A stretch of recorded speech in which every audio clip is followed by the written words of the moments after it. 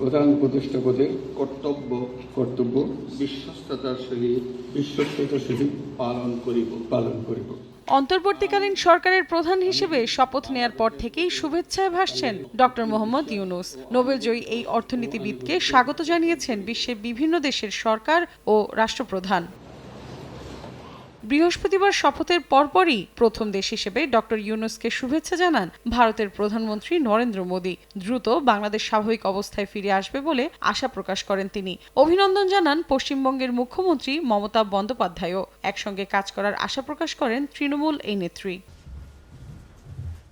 একই দিন বাংলাদেশের অন্তর্বর্তীকালীন সরকারকে শুভেচ্ছা জানিয়েছে যুক্তরাষ্ট্র। সাম্প্রতিক সহিংসতা বন্ধে ডক্টর ইউনূসের আহ্বানকে স্বাগত জানিয়েছেন দেশটির পররাষ্ট্র দফতরের মুখপাত্র Matthew Miller. Our Charge d'Affaires attended the swearing in of the president today, and we welcome Dr. Yunus's calm for an end to the recent violence, and we stand ready to work with the interim government and Dr. Yunus as it charts a democratic future for the people of Bangladesh.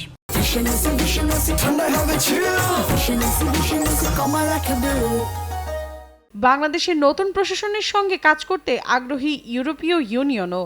EU এর পররাষ্ট্রনীতি বিষয়ক প্রধান Joseph Borrell বলেন, গণতান্ত্রিক ক্ষমতা হস্তান্তরের জটিল এ কাজে বাংলাদেশকে সহায়তা করা হবে। অন্যদিকে বাংলাদেশের সঙ্গে সহযোগিতা বাড়াতে কাজ করার কথা জানিয়েছে চীন। শুভেচ্ছা তালিকায় নাম রয়েছে তুরস্কেরও। প্রধান উপদেষ্টা হিসেবে ইউনূসের সাফল্য কামনা করেছে আঙ্কারা। মৌসুমী সাথী, সময় সংবাদ।